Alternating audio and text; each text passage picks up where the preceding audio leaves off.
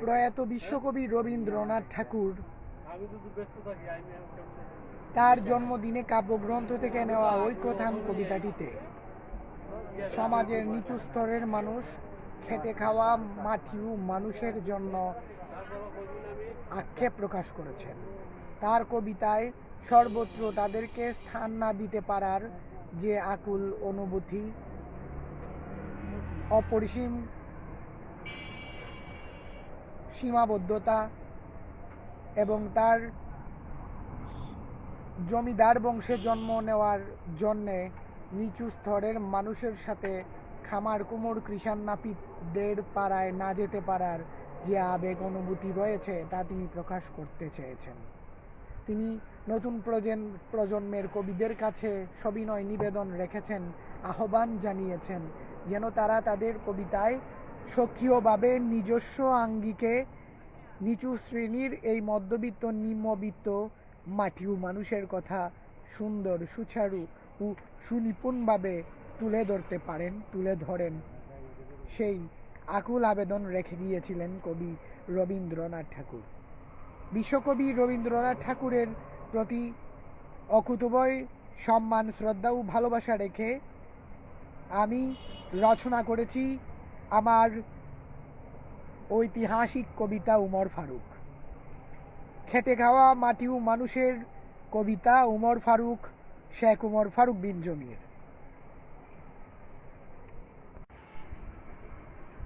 একজন কবি আসবেন বলে।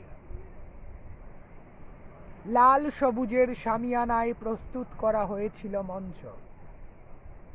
একজন কবি আসবেন বলে লাল কালো ধূসর গোলাপি কার্পেট পাতানো হয়েছিল তার পথে।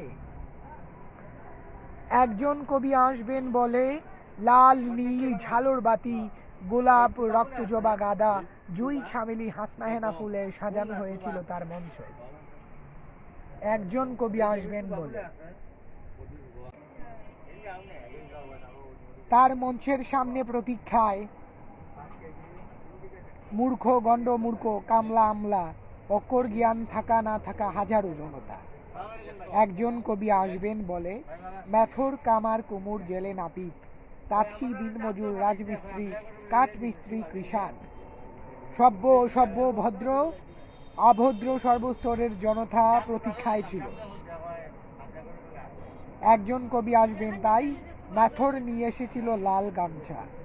একজন কবি আসবেন বলে কামার নিয়ে এসেছিল এক বিশালকায় দা।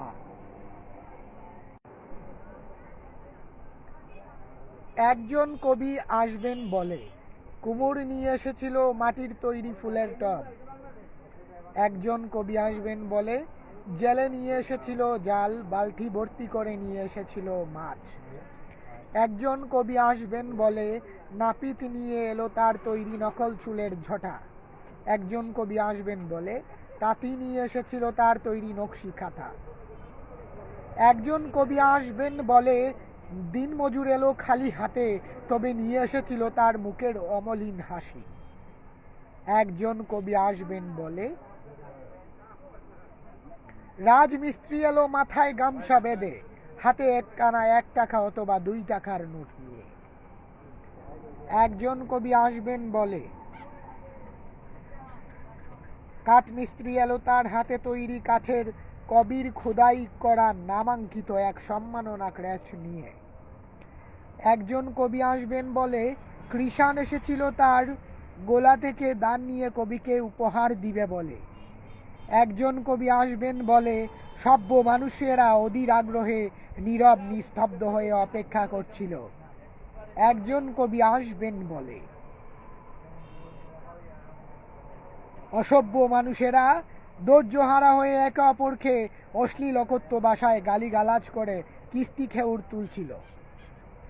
ভদ্ররা বলছিল শান্ত হও, চুপ থাকো, নীরবতা পালন করো।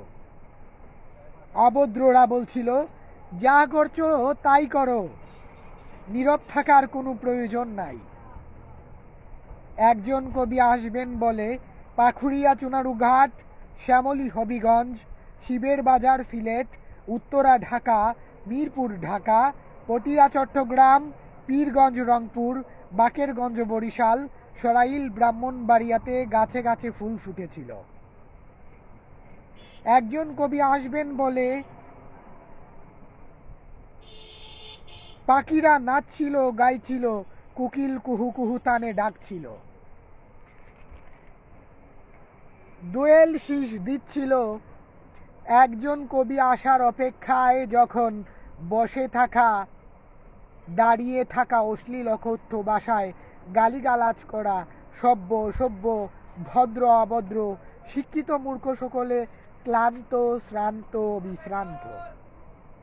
তখন অপেক্ষার ঘটিল অবসান, চারিদিকে শুধু কবি ও কবিতার জয়গান। এখন মঞ্চে উঠলেন কবি। মঞ্চে উঠতে উঠতে হাত নেড়ে সালাম জানিয়ে সবাইকে উষ্ণ অভিবাদন জানালেন তিনি। নির্বাক নিস্তব্ধ জনতা কিছুক্ষণের মধ্যেই দিবা স্বপ্ন থেকে জেগে উঠল। তারা কবিকে অভিনন্দন জানাতে লাগলো। কিছু কিছু মূর্খ অচেনা লোকেরা বলছিল, ইনি কি সত্যিই কবি? ওনাকে হাফেজ সাহেব অথবা মৌলভী সাহেবের মতো লাগছে। ইনি কি মাদ্রাসায় পড়েছেন? ওনার সাথে কি আমাদের কুমতলব, কুইচ্ছা, মনস্কামনা, সমকামিতা চরিতার্থ করতে পারবো? সভাপতি বললেন, শান্ত হন আপনারা। ইনি কবি। ইনি শুধু কবিতাই লিখেন না, তিনি 5 ওয়াক্ত নামাজ পড়েন, অজু করেন, রোজা রাখেন। ইনিও রক্ত মাংসে গড়া একজন মানুষ। তাই তিনি দুঃখীর দুঃখে দুঃখী হন আর সুখীর সুখে সুখী হন। তিনি হাক্কুল্লাহ ও হাক্কুল ইবাদ যথাযথভাবে পালনের চেষ্টা করেন। তিনি অভিশপ্ত ইবলিস শয়তান ও তার অনুসারীদের জন্য মূর্তিমান আতঙ্ক। قال الله تعالى قال أعوذ بالله من الشيطان الرجيم بسم الله الرحمن الرحيم। জানেন তার নাম কি? কাজী নজরুল, আল্লামা ডক্টর ইকবাল, আল্লামা জালালউদ্দিন রুমি, আল্লামা জালালউদ্দিন সুয়ুতি,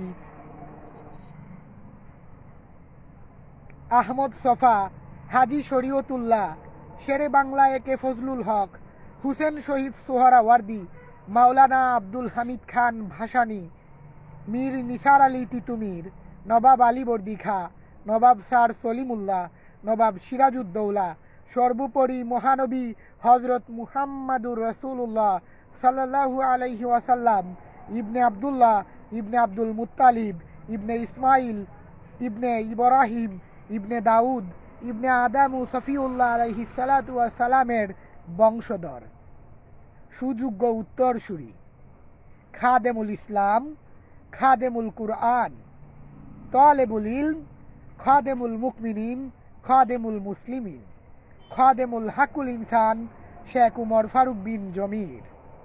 শেখ উমর ফারুক বিন জমির।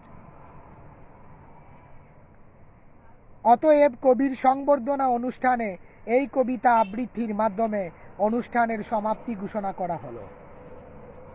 জাগো জাগো হে বিশ্ব মুসলমান, জেগে উঠো হে খাদেমুল কুরআন, এগিয়ে এসো হে খাদেমুল ইসলাম, পৌঁছে দাও জগতে রব্বে কারিমের পয়গাম। দুষ্ট শক্তি ইহুদি খ্রিস্টান, সাবধান সাবধান, ইরানের উপর তোদের জয় আসবে না। সাক্ষী আল কোরআন, ইহুদি খ্রিস্টান পরাজিত, সাক্ষী রহমান, সাক্ষী আমি উমর ফারুক, সাক্ষী মুসলমান। উদ্ভুত পাখি বন্ধু হবে, আবাবিল পাখি আবার আসবে, ভয় পেও না, পিছু হটবা না, লেবানন, হিজবুল্লাহ আর ইরান, তোমাদের সারথি, তোমাদের বন্ধু হান্নানু মান্নান। কবি ও কবিতার মাঝে যদি ভালো কথা প্রকাশিত ও প্রচারিত হয়, তাহলে তা শক্তিশালী হয়ে মুমিনদের ঢাল হিসেবে কাজ করে। যারা মরুর প্রান্তরে তাঁবুতে মশাল জ্বালিয়ে থাকতে পারে, তারা কখনো হারবে না, হেরে যাবে না, জয় তাদেরই হবে। কিয়ামত তক শত্রুমুদের ইবলিশ শয়তান, মানব দানব উভয় মাঝে শয়তান বিরাজমান। কাম ক্রোধ লোভ লালসা স্বার্থান্ধ ইনসান, তাদের থেকে বাঁচিয়ে রাখো অগো দয়াবান। করুণা তোমার দয়া তোমার মনোনীত ইসলাম, আমাকে দিনের দায়ী বানাও উমর ফারুক নাম। ধন্যবাদ সবাইকে।